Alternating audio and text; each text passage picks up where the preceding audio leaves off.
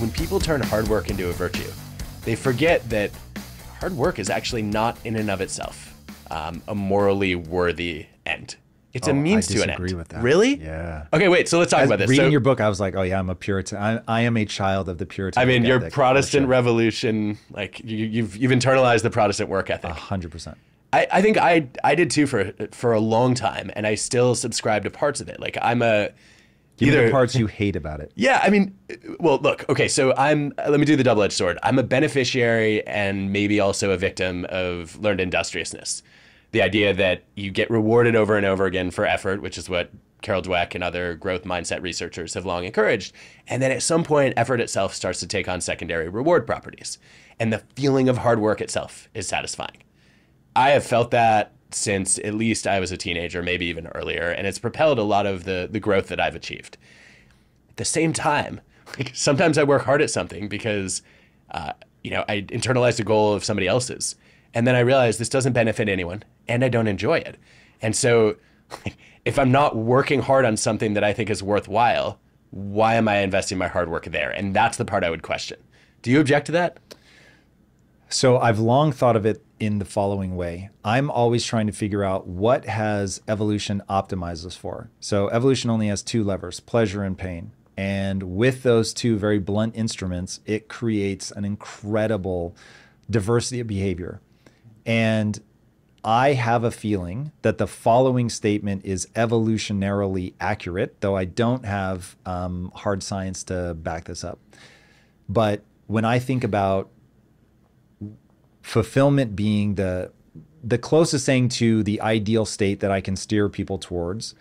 And the reason I steer people towards fulfillment instead of happiness is very transient. Mm-hmm. You can't be happy and grieve at the same time, but you can be fulfilled and grieving at the same time. So that just strikes me. It's a positive state. It's far more resilient.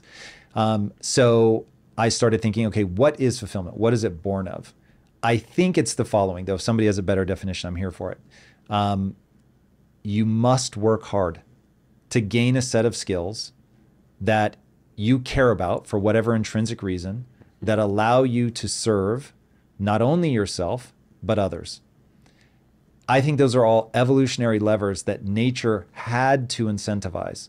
So we're a social creature. So if you're just doing it for yourself, you won't feel right unless you're a sociopath. And if somebody came to me and they were like, I am profoundly depressed, I'd say, go serve somebody. But really go serve somebody.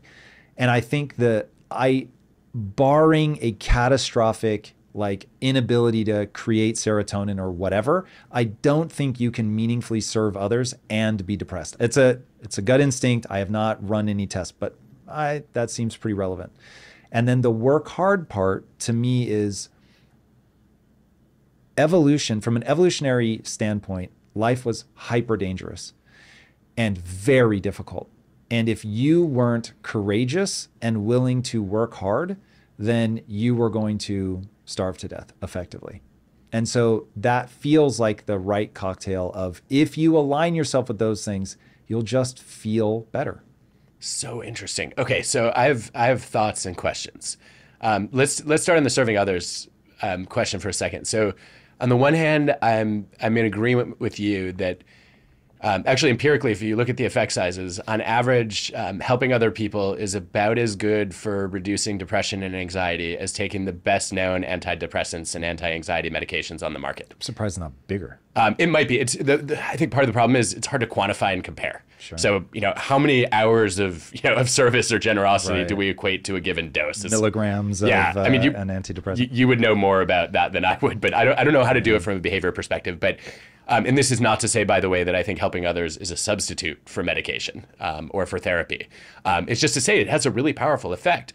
The same way that we would tell someone, look, the average effects of exercise are huge, and you should not overlook those because that's a behavior you can control. On the other hand, there is good evidence. I'm thinking about Helgeson and Fritz, among others, to suggest that there's a particular kind of service that can be problematic from a depression and anxiety standpoint, which is basically self-sacrifice. They call it unmitigated communion. And it's the idea of, I care a lot about helping other people and I have zero concern for myself. And then I start to sacrifice sleep. I don't work out. I don't spend time doing things that nourish me. I'm all about just responding to other people's needs because I want to be needed. And I've come to believe that actually being needed could be a little unhealthy. That Needed too much or needed full stop?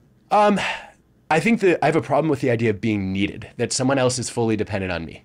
What I want to be is valued. As a father of 3, help me reconcile that. Well, look, I think maybe there are exceptions to that. I think it's okay for kids to need their parents, but also you want to teach your kids to be independent and to be self-sufficient at some point, or to rely on others for specific things, but not to need one person for everything. And so I'd much rather be valued than needed in general. I guess I'm thinking about friendships. Can you give me, when you say value, just the other person's like, wow, I'm glad you're in my life? I think it's, I think about it a lot when people ask for help. I need you to do this versus I would really appreciate it if you could do this. I want anybody who's in a position to seek help to have multiple places to go, and to not be solely relying on one person. And I think it's a great travesty of modern society that a lot of people don't have access to that. Very interesting. I had not thought about that before. Okay, so that makes sense to me. I think it is a big thing that people need to serve themselves as well as others.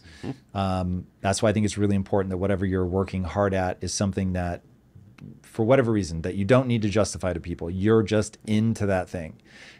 Like I have known for a very long time that the way that I would contribute to others was through storytelling. It may not be the most effective, though I do think it's pretty potent. But the reality is I'm not pursuing it because I think it's the best. I'm pursuing it because that's my passion. And so finding something that you love, being unapologetic about it, but finding a way that you can leverage that to lift somebody else up, make them smile, whatever. I don't go play guitar, but have a sense of I play guitar as a way to bring some joy to other people and not just by myself in my room. Again, not because I pass a moral judgment on that, I don't, but because I think that it's not in line with what evolution had in mind. And so you will end up feeling a profound sense of dis-ease and not know why. Yeah, so I think we're in sync there. I think it's interesting. I'm reminded of, there was an E.B. White quote that I loved where he said, I wake up in the morning torn between a desire to enjoy the world and improve the world. And this makes it very difficult to plan the day. It's pretty good. It kind of does, but I think the research I've read on this says that over time, people gravitate toward trying to align the two and say, I want to find things that I enjoy that are also helpful to others. And I want to find ways of helping others that I personally enjoy. But I think whichever place you start, that's the only sustainable place to land.